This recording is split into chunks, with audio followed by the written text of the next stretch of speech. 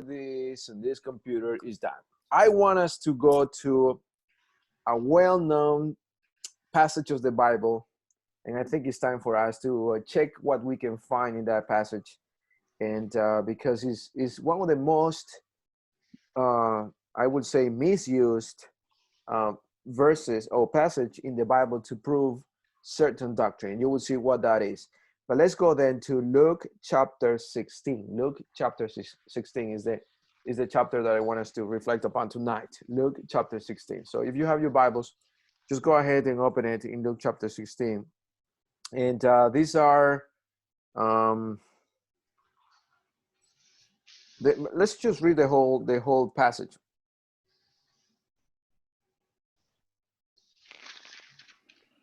Beginning in verse 19. We are going to read the whole thing, and so just to have a good context of what we are going to be talking about tonight. This is the popular and famous, the rich man and Lazarus, and we call it parable. So let's see what we can find out of this one in chapter 16 of Luke. Okay, you ready? You there? Yes? No? Yes. Okay, this is what the Bible says. There was a certain rich man who was clothed in purple and fine linen and fared sumptuously, that's a tough word, every day. But there was a certain beggar named Lazarus, full of sores, who was laid at his gate, desiring to be fed with the crumbs which fell from the rich man's table. Moreover, the dogs came and licked his sores. So it was that the beggar died and was carried by the angels to Abraham's bosom. The rich man also died and was buried. And being in torment in Hades, he lifted up his eyes and saw Abraham afar off and Lazarus in his bosom. Then he cried and said, Father Abraham, have mercy on me, and send Lazarus that he may dip the tip of his finger in water and cool my tongue, for I'm tormented in this flame. But Abraham said, Son, remember that in your lifetime you received your good things, and likewise Lazarus evil things. But now he is comforted, and you are tormented. And besides all this, between us and you are there is a great gulf fixed here to you, fixed, so that those who want to pass from here to you cannot, nor can those from there pass to us.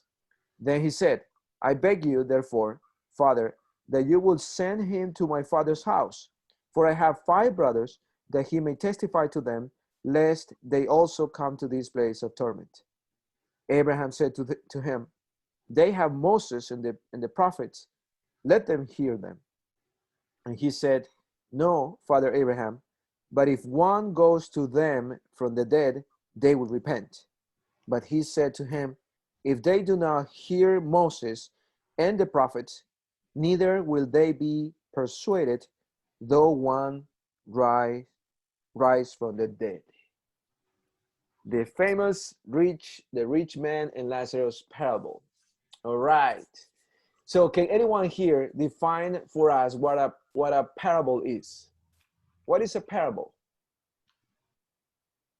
What is a parable? Anyone? Is it a story? Or? A parable is a story, yes. What else? What else? What else can you see? Can you tell us? What is a parable? A parable is a made-up story to illustrate a teaching or to make a point. Right? To share a lesson, right? Is it a biography? No. Not quite.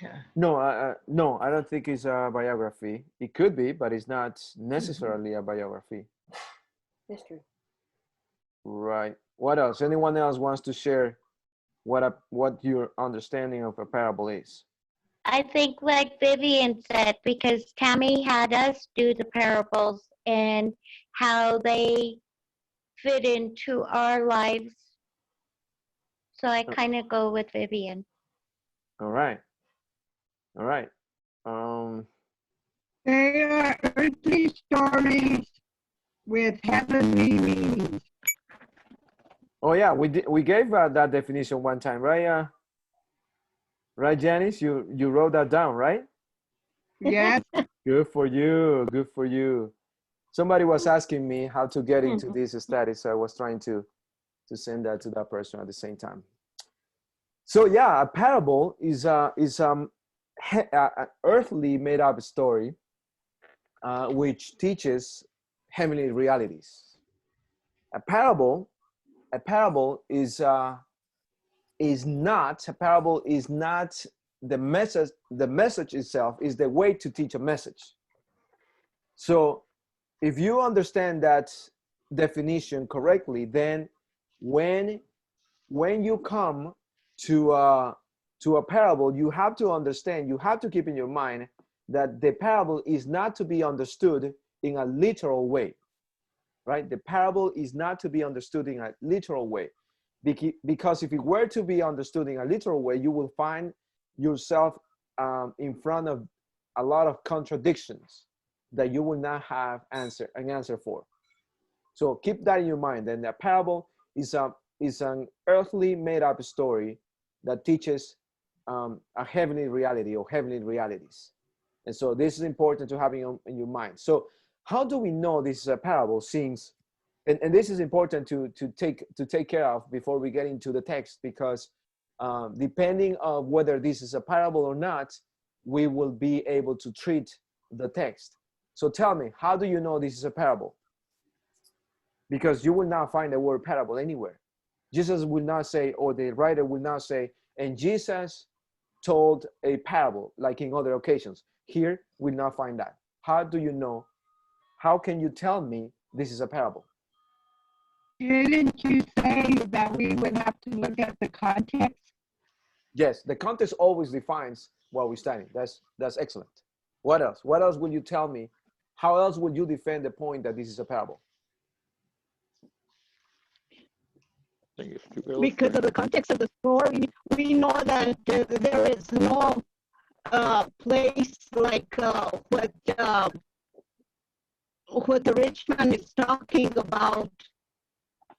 Right, the text itself is suggesting this is a metaphorical language. This is not an actual story, right? Great. Richard, were you saying something? To illustrate something? Right, a parable illustrates something else, right? So the illustration is not the lesson itself, it's not the message itself. The illustration points to the lesson, points to the message. So this is a parable that points to another message. But the question is, why? How can we say this is a parable? Because somebody can say easily, nowhere you can find that this is a parable. Why would you think this is a parable, right? And so one of the reasons is the context, and the other one is the actual text. The actual text will suggest that this is a metaphor. This is not specifically talking about the Bible. There are other places where we find trees talking, but that doesn't mean that the trees talk. It just means that a way to explain something else is in the New Testament that is known as a parable, and an earthly made up story that teaches heavenly realities. Okay, so keep that in your mind. So how do we know out of the context that this is a parable? This is important to prove, to show, and to learn how to come to that conclusion. Number one, remember that chapter 16, where Luke is found. Let me just turn this light. Hold on. All right. I hope that is better. So in Luke chapter 16 comes after Luke 15. Does anyone remember what happens in Luke 15 without looking? Anyone remembers what happens in Luke 15? Vivian, do you remember?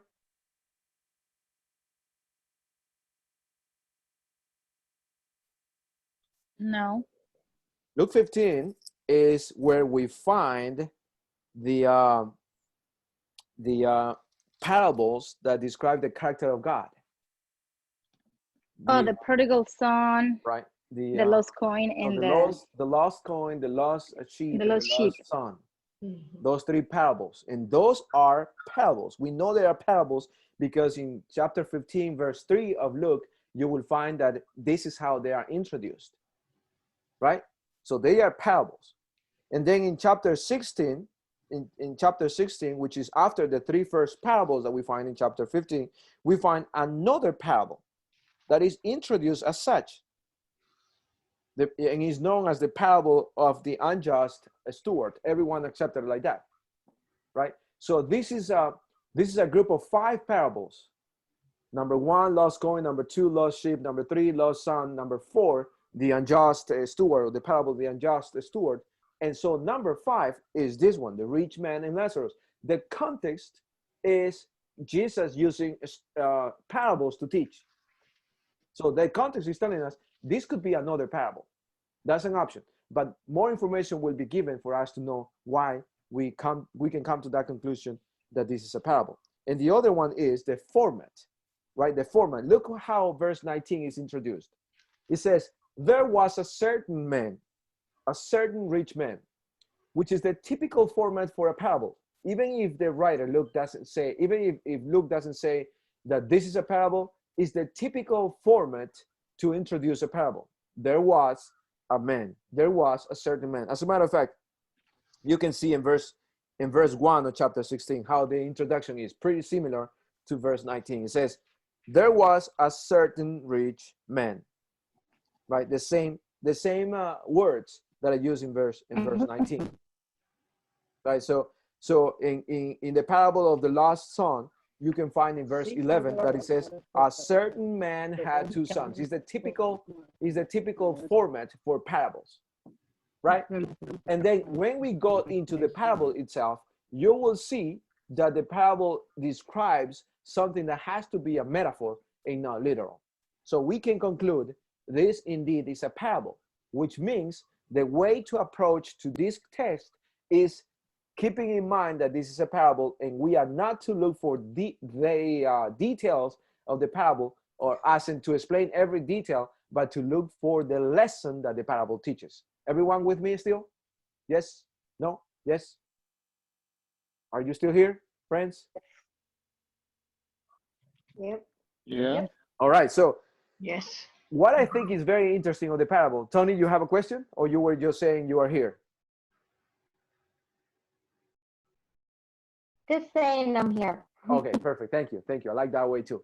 So one interesting point that you have to keep in your mind is that Jesus uses just a generic way to refer to one man of the 2 that I mentioned in the parable.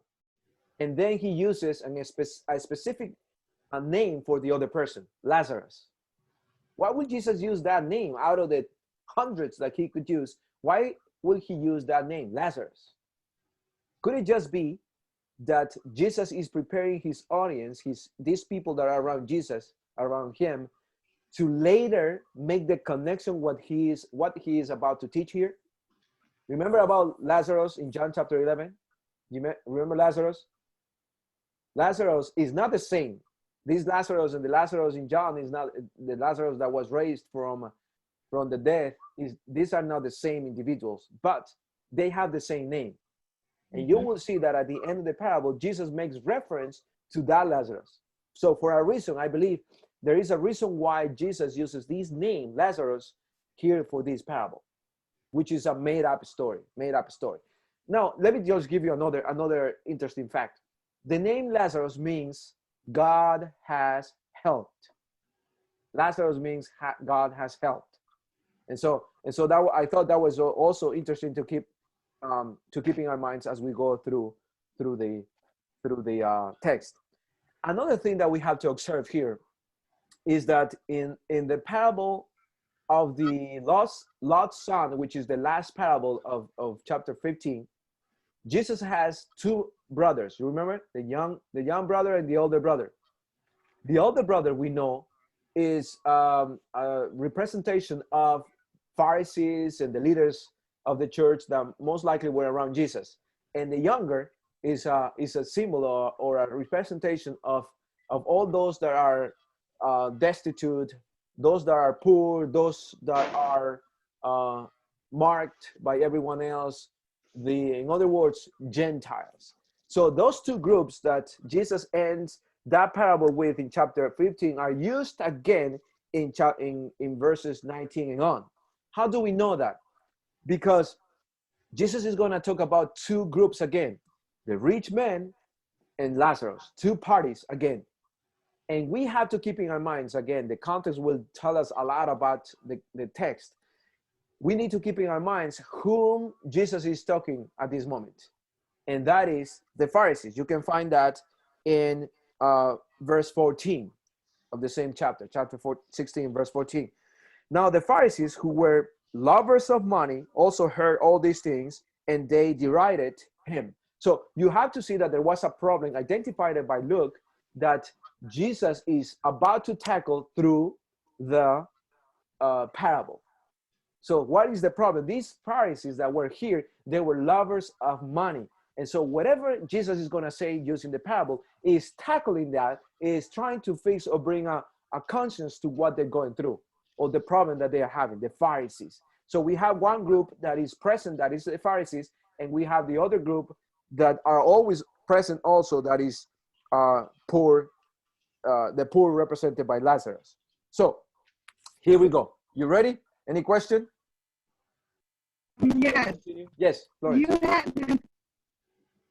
You had mentioned before about a simile. So are parables a lot like a simile with the similes? Because you mentioned a simile before, and that means comparison.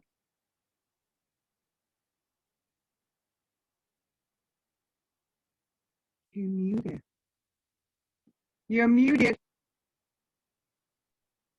Yeah, that's a good point. A simile is more a comparison than a story. The difference between, can you hear me? Yes? So the difference between a parable and a simile will be that a simile can be just one object, whereas a parable is a whole story. Right? It's a whole story. It has characters, it has a plot, it has an end, it has all that story, all the elements of a story. Right? So a simile is just, you can say this thing is similar to this, like the simile in Psalm 133, which is when the first time that I mentioned that the simile. So you have oil, which is a symbol for the Holy Spirit. So there is no story behind this. It's just that oil is a symbol of the other. So that's a simile. Is that clear? So it's not the same. Parable and simile are not the same, I believe. They could be, because also there could be a lot of story in an object, but they are not necessarily the same. So anyhow, one of the things that we have to keep in our mind, again, when we come to this text, is the many contradictions you will find if you go into the text thinking this is an actual story. Let me give you a couple of those, just for you to have an awareness of this. The text says that the Lazarus was, when he died, he was taken to the bosom of Abraham, because Lazarus was considered a righteous one, and that's why he went there. Angels came to pick him up, is what the text says, the story says. So if this is true, now here's the contradiction and contradiction with logic, right? Contradiction with logic, and that will be that Abraham would have to have such a huge bosom to be able to receive all the righteous of the world. And remember that Abraham was a human being. So that's a contradiction with the logic here that the Bible doesn't normally do. And then we also find in the context that another contradiction to the logic, right, is that this rich man is being burned in hell, and he during the hot moment that he's experiencing, he asked Lazarus to come to him, and just not even the finger, not even a hand, not even a cup, not even a glass of water, but just the tip of a finger to bring it to him. So if he is burning like that, right, in eternal fire, as people want us to believe, what's changed? What difference will it make for these Lazarus to come with a wet tip of a finger to where the tongue of this person. So it just goes against logic. It just contradicts any logic. Are you still with me, friends? So that's about the contradictions to logic. How about the contradictions with Bible teachings? Oh, plenty. So the Bible teaches, and let me give you the passages here. We were not going to go to each one of them, but I'm going to give you a list for you to do your own research. You ready? Matthew chapter 16 and verse 27. Matthew chapter 25, verses 31 through 41. 1 Corinthians chapter 15, verses 51 and through 55. 1 Thessalonians chapter 4, verses 16 and 17. And Hebrews chapter 9 and verse 28. Also, you can study Revelation chapter 22 and verse 12. So you already have the list of what I'm going to talk about. Please repeat again. Sure. Please repeat again. Sure. You went too fast. Okay, Matthew 16, 27. Matthew 25, 31 through 41. 1 Corinthians 15, verses 51 through 55. 1 Thessalonians chapter 4, verses 16 and 17. Hebrews chapter 9 and verse 28. And Revelation chapter 22 and verse 12. You got it? Yes, thank All right. you. Awesome. So these are the passages that will talk about this. The question is, when are the righteous to receive their reward? Is it when they die, or is it at the second coming? If you go to those passages, it'll clearly say to you that the reward to the righteous doesn't come when they die. It comes when Jesus comes again. Right? So the parable is or Jesus is saying in the parable that the reward comes right after they die. And nowhere else, just in this parable, nowhere else there is such a suggestion. Just in the parable, it seems to be saying, the parable seems to be saying, or Jesus seems to be saying, that you die and you receive your reward. You go to heaven, you go to hell, reward, right? But this is the only place where you find that. Everywhere else in the Bible, all the places that you will find in the Bible, everywhere else but this place, it will be clearly stated that the reward comes when Jesus comes back. He will come with the reward. And again, you can check all those verses. The Bible also says, so that's contradiction number one with the biblical teachings, right? Of the parable, the seemingly contradiction. In fact, once we think about the parable with the helmet of the definition of a parable, you will not find any contradiction, because Jesus is not teaching about the state of the dead. Jesus is giving a deeper lesson than that, and we will find it. We will talk about that later. So another contradiction, a contradiction with the biblical teachings, is that the Bible clearly states that the dead know nothing. And you can go to Ecclesiastes chapter 9, verses 5, 6, and 10 for that. Ecclesiastes chapter 9, 5, 6, and 10. And also you can check Psalm 146 and verse 4. Psalm 146 and verse 4. So if you go to those verses, you will see that the Bible plainly says that the dead know nothing. There is no such a communication between the people that have died, left alone, between those who are in one side and those who are on the other side. So there is no such a thing according to the Bible. So another contradiction. In the parable, the rich man talks to Abraham and Lazarus, and the rich man is in hell and Abraham is in paradise or in heaven. Now, here is a question that you have to answer. Is Abraham in heaven? And the Bible seems to be answering no. And I want you to check also Hebrews chapter 11, verses 8 through 19. Hebrews chapter 11, verses 8 through 19. There you will find a list of all these righteous men that are mentioned in Hebrews chapter 11. And then you will go after that to Hebrews chapter 11, verses 39 and 40. Hebrews chapter 11, verses 39 and 40. And we can quickly see that. I want you to see what is found there And so that that gives us the conclusion that no, in fact, Abraham is not in heaven. So if Abraham is not in heaven, how can Jesus be teaching that this man, rich man, was talking to Abraham who was in heaven?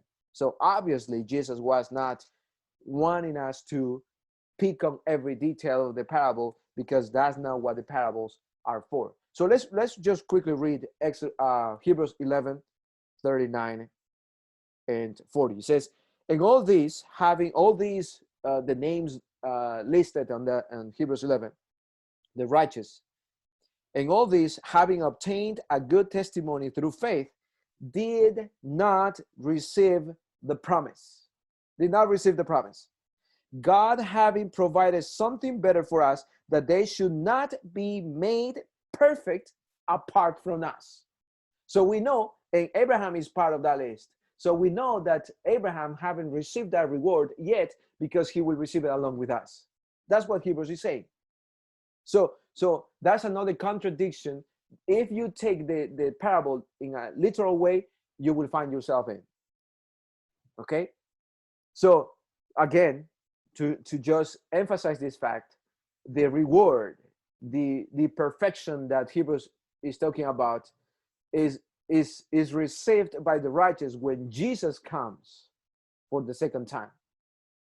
When Jesus comes for the second time, we will all receive the reward. And you can confirm this with 2 Timothy chapter 4 and verses 6 through 8, which is a passage that I already gave you before. This is 2 Timothy chapter 4 and verses 6 through 8. And there you will find that the reward that Jesus is bringing, he's bringing it when he comes, not when we die. Okay? So those contradictions you will have to deal with when it comes to taking this text in a literal way. So there is another interesting contradiction that you will find. So the contradiction number one was with logic, and I gave you a couple of points on that. Contradiction number two is with the biblical teaching of the state of the dead, and then I gave you some points as well. But I want you also to, just for a minute, put yourself in somebody, in those people who defend the immortality of the soul shoes, in their shoes, right? So let's say that is biblical truth. If you consider the immortality of the soul a biblical truth, you will also find very serious contradictions with that teaching. Let me show it to you. The text says, and we are in verses 19 through 31. The text says that when a person, people that believe, let me take it this way. People that believe that when you die, you go to heaven, they talk about a disconnection or a separation between a spirit and body. Body doesn't go to heaven. It's the spirit that goes to heaven. That's what they believe, right? So in other words, they believe that spirit, when they die, when a person dies, the spirit frees from the body, from the physical body. But check what verses 23 and 24 says. And being in torment in Hades, he lifted up his eyes, check that out, his eyes, and saw Abraham afar off and Lazarus in his bosom. Then he cried and said, Father Abraham, have mercy on me and send Lazarus that he may dip the tip of his finger, in water and cool my tongue, for I am tormented in this flame. So when you talk about finger, tongue, eyes, you are certainly talking about a physical body. A physical body. So these are suggestions that a physical body is being described. How can a physical body go to heaven if the immortality of the soul doctrine teaches that this is a moment, death is a moment where body and spirit get disconnected and spirit goes to heaven? So that would be a contradiction with a very doctrine that wants to misuse this parable to teach what they believe. The parable does not teach that. And we know also that a spirit doesn't have a body, right? The spirit doesn't It's not attached to physics. And we can learn this out of the experience found in Luke chapter 24 and verse 39. Luke 24 and verse 39. There you will find that this concept that the spirit is not physical. And so no finger, no eye, and so on. So another contradiction that you will find with the doctrine, once you believe the immortality of the soul in this parable, you want to use this parable to prove immortality of the soul, you will find yourself with another contradiction in this section of contradictions. And that is that the parable says that heaven and hell are near. They're near to each other, just separated by a gulf. Near to each other. And when this is happening, this nearness is happening, or this separation is happening, they can communicate with each other, right? So just ponder for a moment with that thought. The saints, the righteous, communicating with the wicked for eternity. So that just doesn't make sense. So just think about this. Just let's take it one step further, and let's ask this question: what kind of happiness would it be to be able to hear the suffering of the wicked for eternity? How happy will you be in heaven if you are able to hear the suffering of your friends, of those that you loved? There will not be heaven. So there's another contradiction that we find if we take what the misuse of the text. Okay, so now that we have dealt with the three different categories of contradictions. Number one, the contradiction with logic, the contradiction with the biblical teaching of the Bible, and or the general, broader teaching of the Bible. And number three, the contradiction with the very same doctrine of the immortality of the soul. Okay, so we have those contradictions. We took care of those. I gave you passages for you to study a little more on that. Now, let's go to what the parable actually says. So we know that there is a reason why Jesus used this. So number one, remember that Jesus is teaching this, or is giving this parable to whom? You remember? Who are the first recipients of the parable, of the teaching? Who are they? Whoever is speaking, please unmute yourself.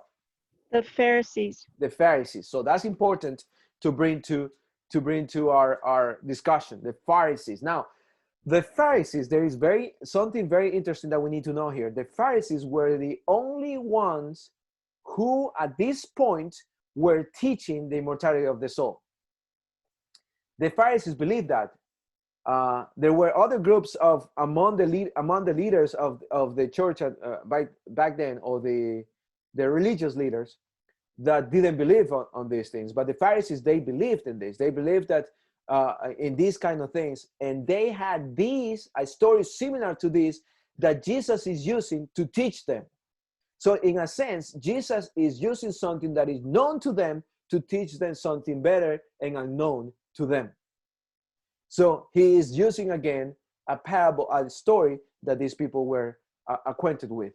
But Jesus tweaks a little bit that story, because in the story that they taught, the ones that were blessed in the present life were the ones that will end up in paradise, and the ones that were poor and they were destitute, and there was the sinners, the Gentiles, they were to end up in hell. And so the twist that Jesus uses to teach them is the other way around. Those who are rich, those who are blessed, and this again, quote unquote, I think the parables should have quote unquote everywhere pretty much, because Jesus is using this to bring their attention to teach them a deeper and a much better reality and truth than the one that they were used to. So in other words, he's saying, remember that the description of the Pharisees in verse 14 was that they were lovers of money, like saying, you are lovers of money, and you think that because you have money now, you have ownership over heaven. No, that's not how it is. That's not how this works, is what Jesus is teaching to them. So there is a historian by the name of Flavius Josephus. Flavius Josephus. He was a Pharisee himself, actually. He wrote that the Pharisees believed on this, and he describes what the parable is all about. Pretty similar to what Jesus uses here in Luke chapter 16. And since they believed, the Pharisees believed this parable, this story, actually, they believed this doctrine, this teaching, that there will be a separation and that we'll go to heaven, all that. And this, where did they get this? They got it from the Greco-Roman teachings. That was not from the Bible. They got this from the Greeks. This is a Greek philosophy that they adopted, and because they believed in this, guess what? They were the teachers of the law. They were the teachers of these people. So what will happen after you believe in something? You teach it. And so they started teaching this. And that is why you find one time the disciples of Jesus saying, scared because they thought Jesus was a spirit. You remember that? I always got puzzled by that. Why would this be mentioned? And I never thought, why would they mention a spirit? Did they believe in spirits, a ghost? Why would they would think that Jesus was a ghost? Because they were trained that way. They were taught that way. The Pharisees believed that way, and the Pharisees were the teachers, and so they were teaching that to people. And their disciples, some of them, started believing also what the Pharisees taught. But this was not true. This is not what the Bible teaches. This is not what Jesus believes. Jesus is only using this story to enlighten their minds, to give them a better and deeper truth. And this is what he's doing through this. So this is the context of this lesson. This brings us now to what is the lesson? What is Jesus trying to teach here? Why would Jesus use this parable? Why would Jesus use this parable? So the lesson is simple, and I'm going to give it to you right away. Salvation does not depend on the riches of this life. It depends on the decisions of a person. Right? So Lazarus was in the purest condition. Lazarus, according to the Pharisaic mindset, he was not deserving any paradise or any better life after this life, according to them. Because remember, they also, in this story that they believed, also teaches that if you are, according to the Pharisees, right? If you are blessed, let me take the other road. If you are sick, if you are in suffering, if you are paralytic and all that, is because you are receiving the curse of God. You've been bad and you are being punished by God. That's what they're teaching, right? And the other side of the coin was also their teaching that if you were rich, everything went fine on you, that was the blessings of God. And so you can see this in John chapter 9 verses 1 through 3. John chapter 9 verses 1, 2, and 3. That will expose that belief that they had the Pharisees and people around. They thought, when they saw a paralytic, they thought, who sinned here? Why is God punishing these people? What is the sin? Because that was their belief. And so it came out of that belief that they had, that is Jesus is using at this point to teach through this parable. Okay, so but we know, so the lesson again, salvation does not depend on the riches of this life, but on the decisions that I make today, right? The decisions of the person. So in other words, our external appearances does not mean anything for God, who looks into our hearts. And we know this, that God doesn't look in the way we look now, our looks today, but he looks the condition of our hearts. And you can see this, a good example of this is in 1 Samuel chapter 6 and verse 7. Chapter 16, I'm sorry. 1 Samuel chapter 16 and verse 7, when Samuel was sent to anoint David. And also Matthew chapter 25 verses 31 through 46 talks about this. God looks at the condition of your heart and not your looks, not the external appearances. And so this is what the parable is about. We are not to talk about the details of the parable and why is Jesus talking about this and that and saying these kind of things. Jesus simply was using a well-known story to teach something much more important than that. And yes, some people would say, why would Jesus use a false teaching to teach? Why would he do that? Simply because he wanted to get their attention and bring their attention to what he wanted to teach, so that he can correct the crooked ways that they had at this point. So he used this, but he used it for the sake of their salvation, so that they may see the ways of God in a better way.